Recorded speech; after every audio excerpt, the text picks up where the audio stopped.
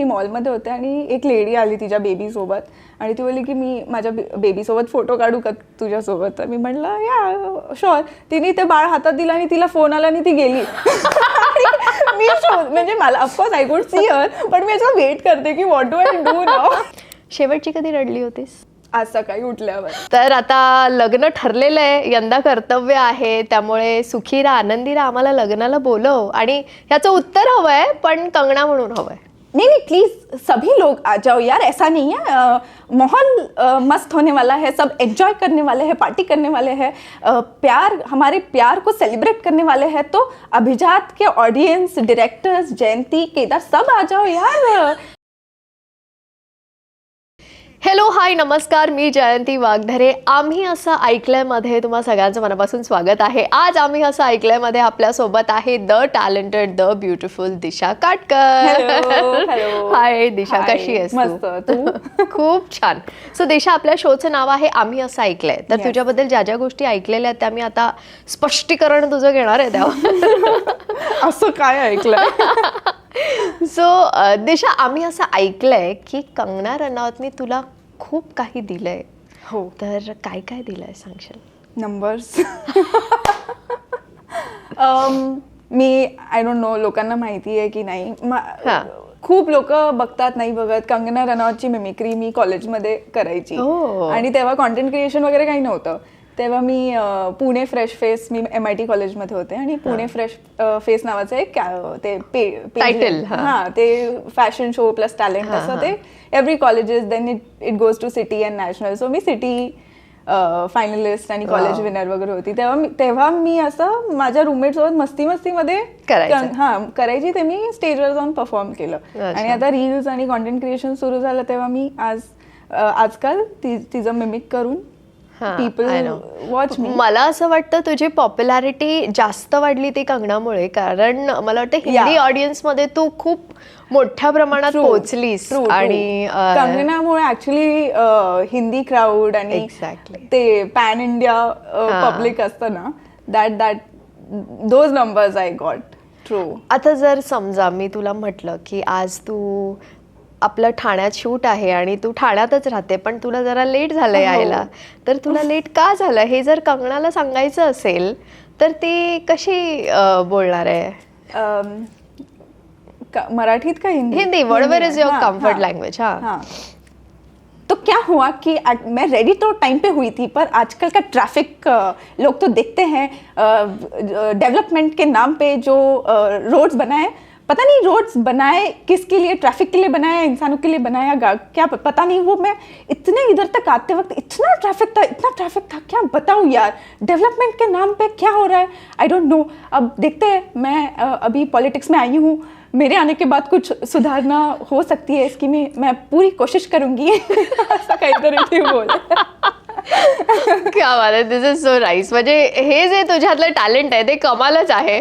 पण त्याचबरोबर तो दीपिकाचा खूप छान ऍक्च्युली आवाज मला माहित नाही, but the face that you make. नाही, मी ऍक्च्युली आवाज नाही दीपिका, दीपिका असंच इंटरव्ह्यूज मध्ये मी तेच सांगते ना, बघून ऑब्झर्वेशन. कॉन्टेंट मी असं टाइमपास टीव्हीवर बघते आणि कोणतरी जर माझे फ्रेंड्स किंवा माझी टीम आम्ही शूट करत असतो तर आम्ही तेव्हाच ते शूट करून टाकतो. की दीपिकाला मी असं 2-3 इंटरव्ह्यूज मध्ये पाहिलं आणि she is always like that. Please एक झलक. अगं ती पण त्याच्यासाठी मी एक look I know of course. हा, तसा look.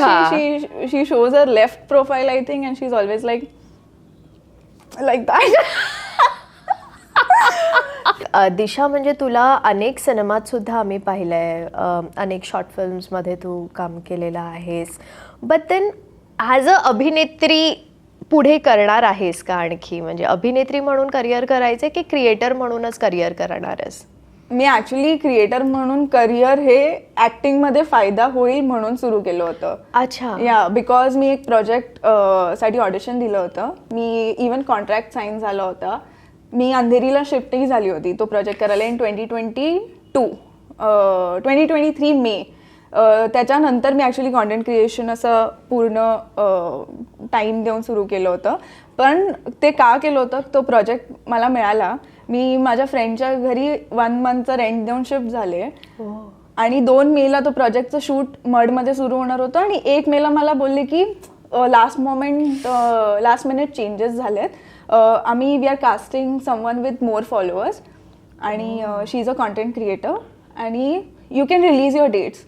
And I was like what. पण मला ते एवढं हिट झालं की मी म्हटलं अच्छा मग ह्याच्यासाठी नंबर्स जर तेवढे इम्पॉर्टंट आहे that it will you know की ते ऑडिशनपेक्षा जास्त नंबर्स बघणार आहेत, तर मी हेही सुरू करते. कारण मी ते ऑडिशन क्रॅक केलं होतं, सो त्याचं मला खूप असं आता काही नाही वाटत, पण because that made me do this and this is also helping me now. पण ह्याचे पण कॉन्स आहेत. बऱ्याच ऍक्टर्सचं असं म्हणणं असतं की आमचे फॉलोअर्स कमी आहे म्हणून हल्ली क्रिएटर्सना ऍक्टर्स म्हणून घेतलं जातं. पण मे बी काही क्रिएटर्स ते डिझर्वही करत असतील, जसे तुझ्यासारखे जे ऍक्च्युली ऍक्टर आहे आणि त्यानंतर ते क्रिएटर झालेले आहेत. त्यामुळे या इंडस्ट्री स्टँडर्ड्स विषयी काय वाटतं तुला? आय थिंक तसं बघायला पाहिजे ना की विच फेस और which character works rather than तुम्ही ॲक्टर आहात का क्रिएटर आहात का तुम्ही काही असू शकता. You can be anything and B a good actor ना. काही लोक ॲक्टर्स आहेत पण ते चांगले ॲक्टर्स नाही आहेत. आपण किती बॉलिवूड फिल्म्स किंवा फिल्म्स बघतो अँड वी आर लाईक ओ दिस कोणाला तरी बेटर रोल मिळायला पाहिजे होता. काही क्रिएटर्स आहेत किंवा आर्टिस्ट आहेत जे चांगले ॲक्टर्स आहेत, but they are just because they are making content they are seen as की अरे हे 1 मिनिटाचे रील्स बनवतात, सो ह्यांना फिल्ममध्ये काम करता येईल का. सो आय थिंक हे बघायला पाहिजे की ते कॅरेक्टरला मॅच होत आहे का, काम चांगलं आहे का, बाकीचे नंबर्स का मॅटर करतात. I don't understand. आणि मला वाटतं देशा हे पण खूप महत्त्वाचं, म्हणजे जसं हल्ली रोल एखादा समोरच्याला देत असताना असंही म्हटलं जातं की तुमचे किती फॉलोअर्स आहे, मग त्याप्रमाणे तुम्हाला ते काम मिळणार.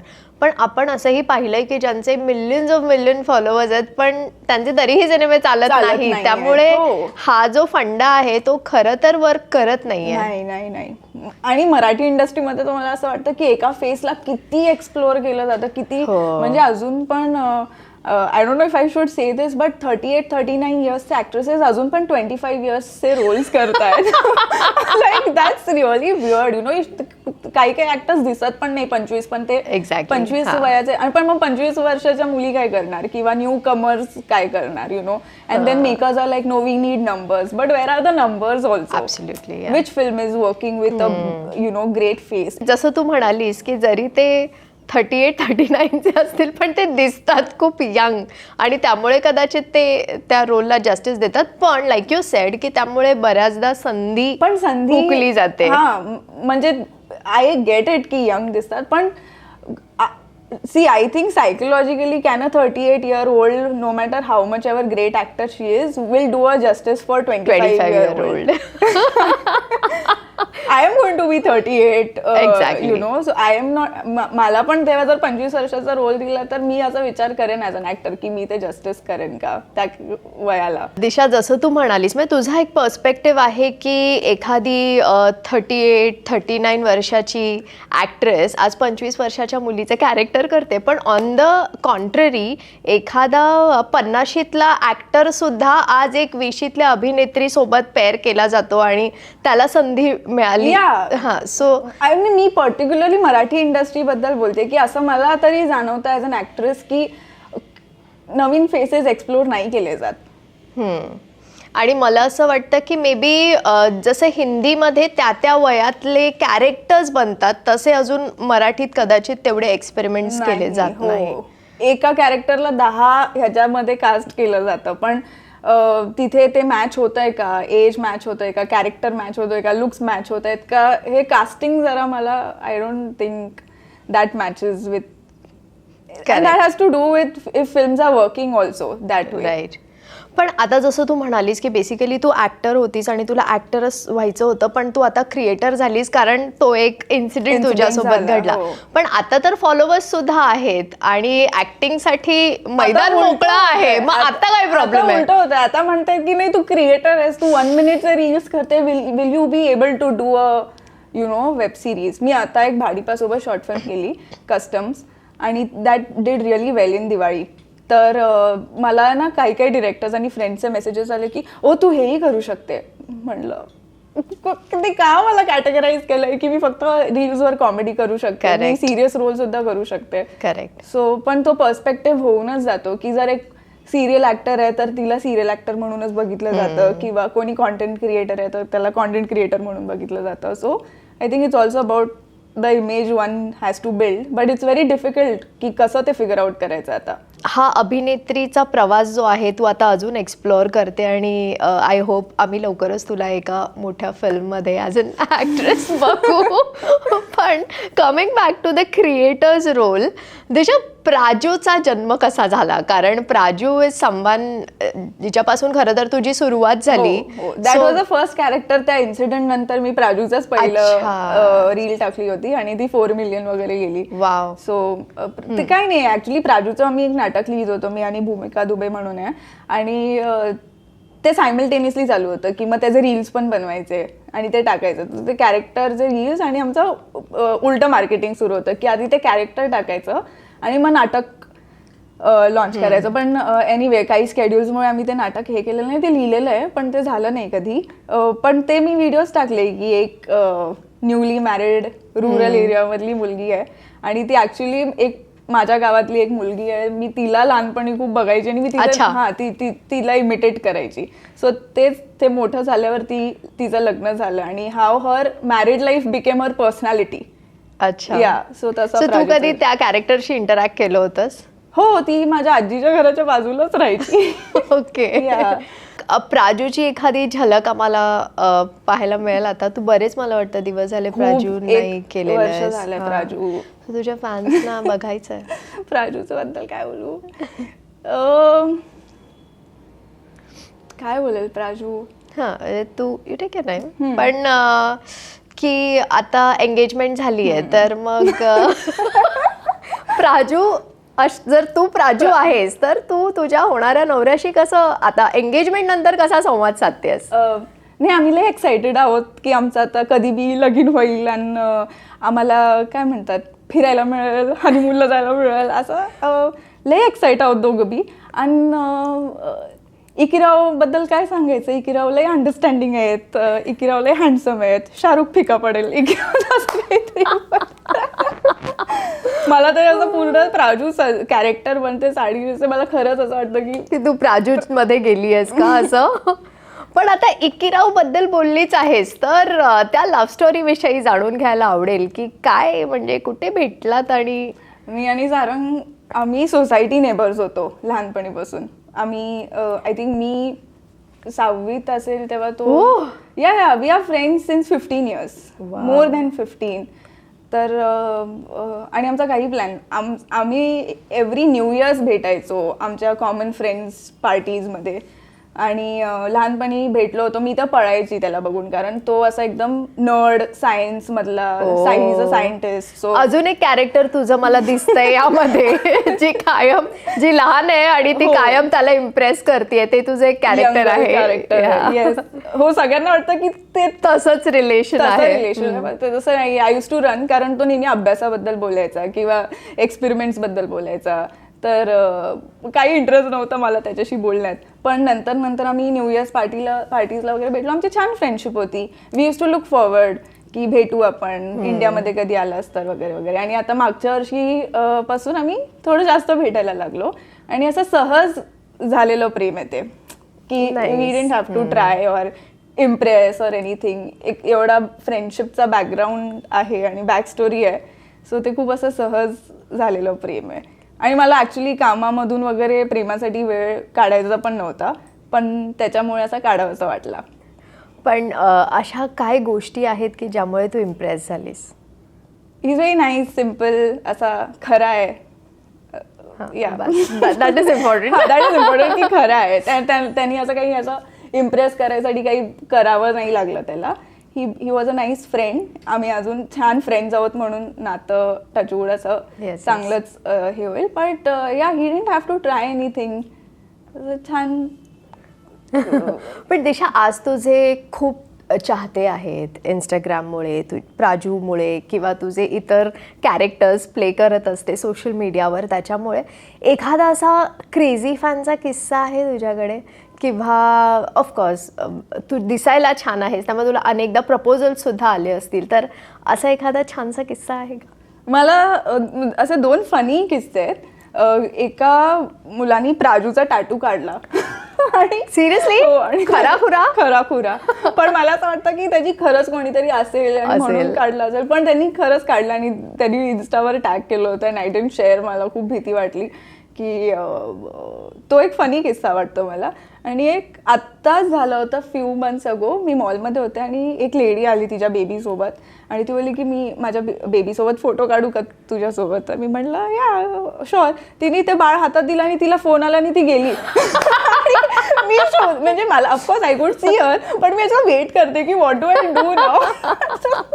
सो असं पण ऑकवर्ड किस्से होतात, वियर्ड गोष्टी घडत असतात आयुष्यात. पण एक वेगळा प्रश्न तुला मी करीन की कारण आता तुझं कॉन्टेंट क्रिएशनमध्ये सगळ्यात जास्त लक्ष असतं, पण ऑफकोर्स तुला लवकरच अभिनेत्री व्हायचंच आहे. पण मनी मॅनेजमेंटविषयी जर मी तुला एक प्रश्न केला तर तुझं मनी मॅनेजमेंट तू कसं करते? ती गणित तुझी प्लॅन्ड आहेत का? मी रिस्क टेकर नाही आहे एवढं मला माहिती आहे. म्हणजे मी माझ्या जवळच्या फ्रेंड्सलाच विचारत असते किंवा पोर्टफोलिओ मॅनेजर असायला पाहिजे असंही मला असं वाटतं. I look forward to investing in lands, but I am still figuring out. कारण आत्ता मागच्या 2 वर्षापासूनच पैसे कसे कमवतात किंवा कसे कमवायला पाहिजे हे कळतं आहे. So I think there is a long way to go to understand की इन्व्हेस्टमेंट्स कुठे करायच्या. बट येस, SIPs आणि म्युच्युअल फंड्समध्ये मी ऑलरेडी सुरू केलं आहे. 1 वर्ष झालं असेल की मी तसे इन्व्हेस्टमेंट्समध्ये विच इज सेफ ऑल्सो. आणि त्याच्यासाठी एक पोर्टफोलिओ मॅनेजर ठेवला आहे जो मला समजवतो की कसं गणित असतं आणि let's see how that goes. Wow. Disha, आता ॲक्ट्रेस बनण्याचा तो प्रवास तर सुरू झालेला आहे तुझा, पण तू अनेक फिल्म्समध्ये ऑलरेडी काम केलेलं आहेस. एखादा किस्सा जो तुला असं वाटलं की खूप वाईट अनुभव होता तुझ्यासाठी? कॉन्ट्रोवर्सी. सो एका प्रोजेक्टमध्ये मी काम केलं होतं 1-2 वर्ष झाले त्याला. आणि त्या प्रोजेक्टमध्ये एक जो ॲक्टर होता त्या सेटमध्ये, तर he was trying to be a good close friend and all, पण मी अवॉइड करत होते.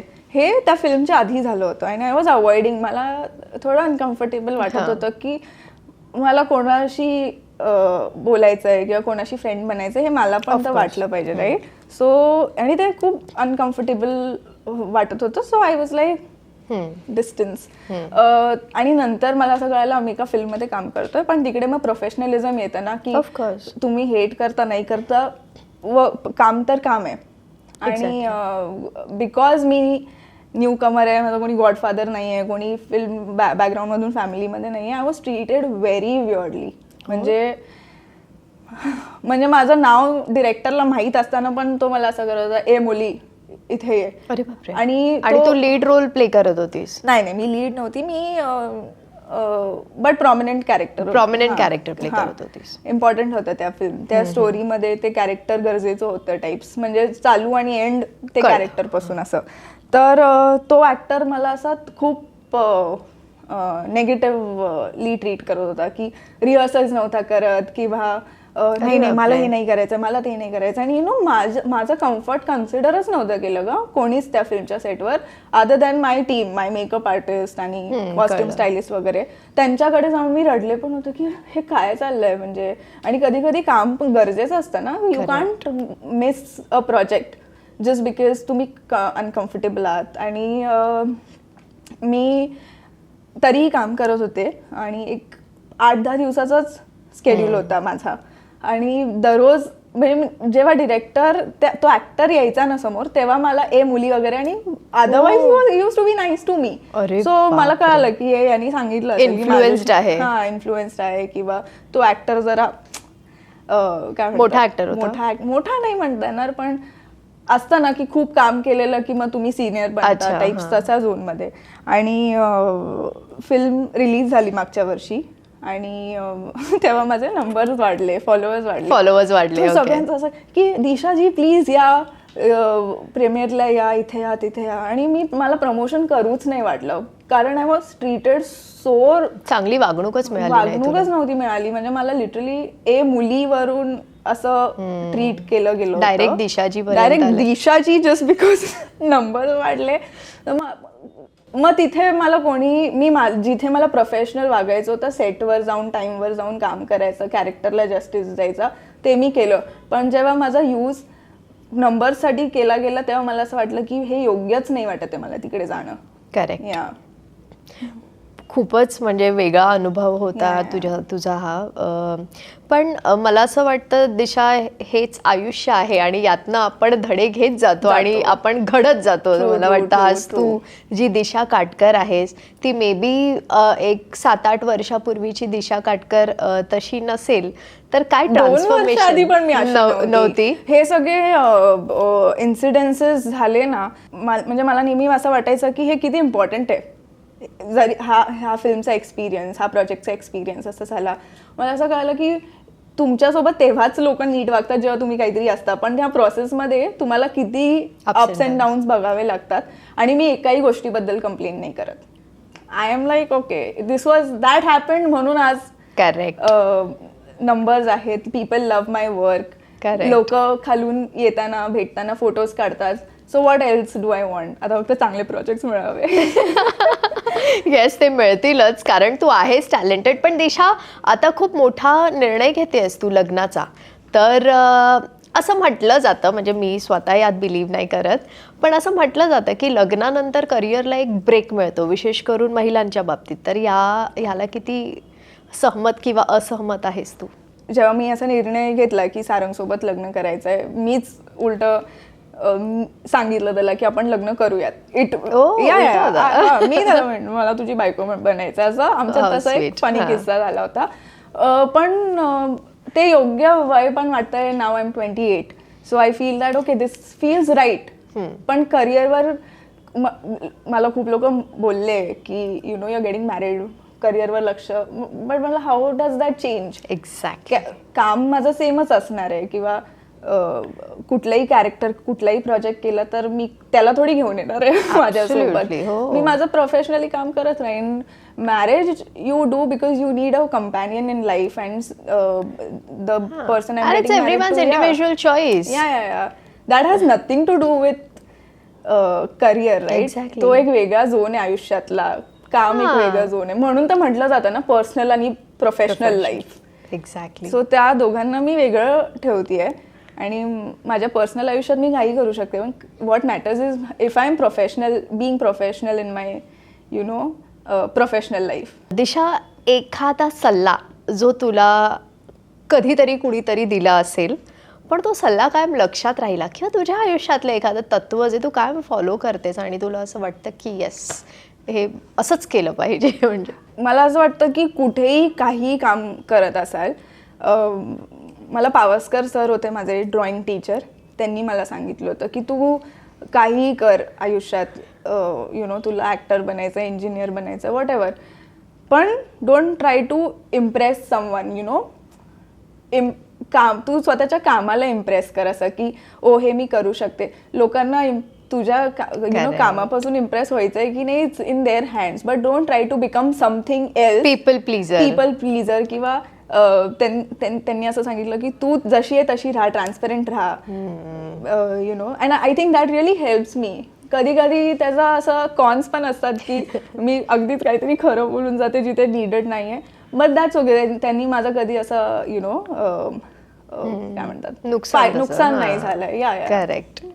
दिशा, आता हीच ती वेळ, हाच तो क्षण, आपण एक रॅपिड फायर करूया तुझ्यासोबत. This is also first rapid fire of my life. I am also excited. बरं, सगळ्यात आधी तर सुखी राहण्याचा एक मंत्र तुझा काय आहे? लोकांना काय वाटतं हे विचारच नका करू. कमाल. तुझी आवडती अभिनेत्री कोण आहे? अमृता सुभाष, राधिका आपटे, कोंकणा सेन शर्मा. वाव. आणि कुठली अशी अभिनेत्री आहे की जिचा ड्रेसिंग सेन्स तुला खूप आवडतो, ज्या वॉर्डरोबवर तुझी नजर आहे असं? मला ॲक्च्युली आलिया भट आवडतं. ती मस्त अर्धी यु नो कलर्स वेअर करते. I like what she wears. या नाईस. तुझा ड्रीम रोल काय असा कधी विचार केलास? हो हो, मला डिटेक्टिव्हचा रोल करायचा आहे. मी तर असं ते स्पूफ्स पण बनवत असते की you no every detective in Bollywood movie त्यांच्या आयुष्यात काहीतरी वेगळं घडत असतं. I have seen that. Yes yes yes yes. शेवटची कधी रडली होतीस? आज सकाळी उठल्यावर. इथे पॉडकास्टला यायचं होतं म्हणून रडली? मला असं खूप घाण क्रॅम्प्स येत होते. I was like, oh my God, माझा podcast I have to look nice, and then I started crying. ऐक. ओके. एक सल्ला जो आपण ऑलरेडी हा केला ॲक्च्युली. दिशा, तुझ्या फील्डमध्ये आहेस, ते खूपच ग्लॅमरस आहे आणि खूपच असं सतत कॉम्पिटिशन, रॅट रेस आहे. तुझं स्ट्रेस कसं हँडल करतेस किंवा हे प्रेशर कसं हँडल करतेस? आय डोंट थिंक हे लोक बिलीव्ह करतील की नाही, पण हे लीस्ट स्ट्रेस टॉपिक आहे माझ्यासाठी. कारण सगळे आपण एका रेसमध्ये नाहीच आहोत. मला तर असं वाटतं आपलं प्रत्येकाचं डेस्टिनेशन वेगळं आहे. Like you know we are not running toward same this thing destination. Journeys वेगळे आहेत, रेस वेगळे आहेत. सो माझी कॉम्पिटिशन मी स्वतःच आहे. असं वाटतं की मला माझ्यापेक्षा आज जेवढं बेटर केलं, उद्या ह्याच्यापेक्षा जास्त बेटर करायचं आहे, हा प्रयत्न असतो. सो मी स्ट्रेस घर स्वच्छ आहे की नाही त्याच्याबद्दल जास्त घेते रॅदर देन यु नो दिस.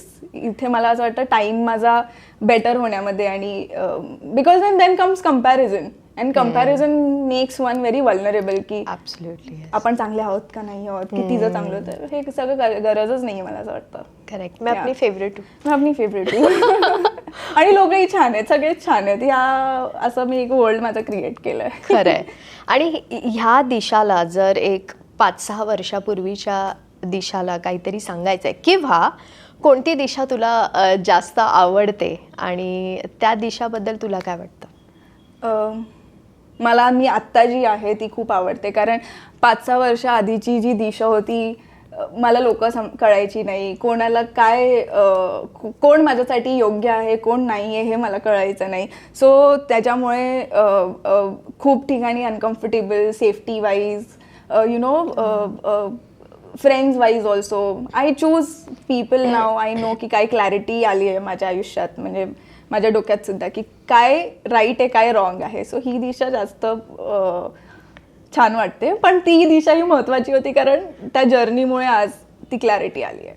लगेच. म्हणजे हा जरासा वेगळा प्रश्न असेल दिशा, कारण आम्ही असं ऐकलंय की तू खूप चांगली मुलगी आहेस, म्हणजे तुझ्या आई बाबांची चांगली रिस्पॉन्सिबल मुलगी आहेस. तर एक जर्नी असेल ऑफकोर्स त्या मागे, तर त्याविषयी जाणून घ्यायला आवडेल. आय थिंक रिस्पॉन्सिबल म्हणजे असं नाही की मी त्यांची काळजी घेते. मी 16 वर्षापासून मी वेगळी राहिलेली आहे. मी 10वी झाली आणि मी डिप्लोमासाठी पुण्याला शिफ्ट झाले, तेव्हा हॉस्टेलमध्ये. सो मी नेहमीच इंडिपेंडेंट. मी कॉलेजमध्ये असतानाही नाटकात काम करून 500 रुपये कमवायचे. आणि मला एक सवय झाली की you know not to be dependent on parents. त्यांचं पण एक वेगळं चालू असतं काही ना काय.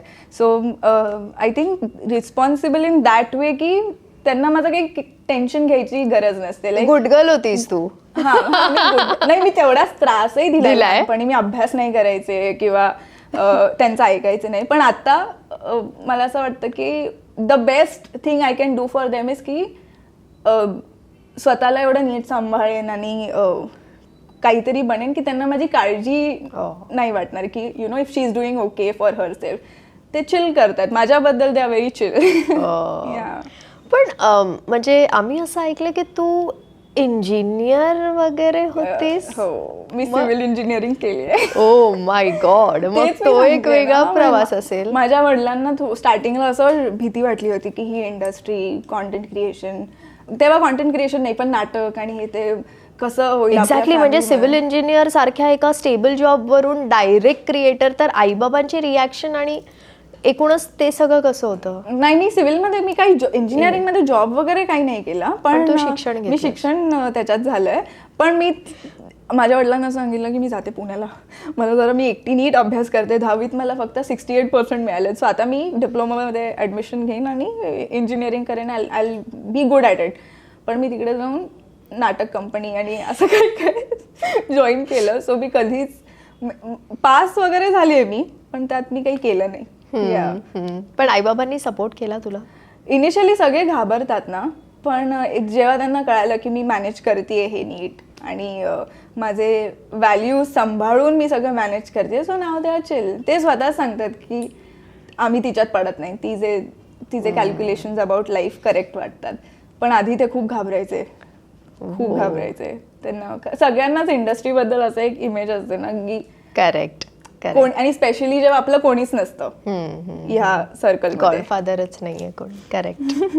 सो सेल्फ मेड गर्ल आहे दिशा. दिशा, खूप मजा आली तुझ्याशी गप्पा मारताना आणि खूप वेगवेगळ्या गोष्टी तुझ्याबद्दलच्या आम्ही जाणून घेतल्या. मी असं ऐकलंय तुझ्याबद्दल की जयंती सोबत इंटरव्ह्यू केला म्हणजे you have made it. Oh my God. Thank you so much for that. That's a compliment. पण येस, आय फील की तू खरंच खूप टॅलेंटेड आहेस Thank you. आणि तू खूप डिझर्व करतेस, कारण तुला आम्हाला खरं तर असं ऍक्ट्रेस म्हणून असे तुझे सिनेमे बघायला लय आवडणार आहे. हा ना, कारण म्हणजे मी आता मला तेच वाटतं की 28 असं मला या 30s मध्ये थोडं भीती वाटायला लागते ना की मी जर लवकर 40, 45, 50 झाली तर मी फिल्म्स कधी करणार. पण no, it's a journey, you need to explore it. तर आता लग्न ठरलेलं आहे, यंदा कर्तव्य आहे, त्यामुळे सुखी राहा, आनंदी राहा, आम्हाला लग्नाला बोलव. आणि ह्याचं उत्तर हवंय, पण कंगना म्हणून हवंय. नहीं नहीं प्लीज सभी लोग आ जाओ यार, ऐसा नहीं है. माहौल मस्त होने वाला है, सब एंजॉय करने वाले हैं, पार्टी करने वाले हैं, प्यार, हमारे प्यार को सेलिब्रेट करने वाले हैं. तो अभिजात के ऑडियंस, डायरेक्टर्स, जयंती, केदार, सब आ जाओ यार. शादी में मज़े ही करते हैं और क्या करते हैं, टेंशन नहीं लेते. तो प्लीज़ आओ, इनविटेशन की ज़रूरत नहीं है. और गिफ्ट्स वगैरह में मैं मांगती नहीं हूँ, बट लेके आओ. सही है. खत्म. काट.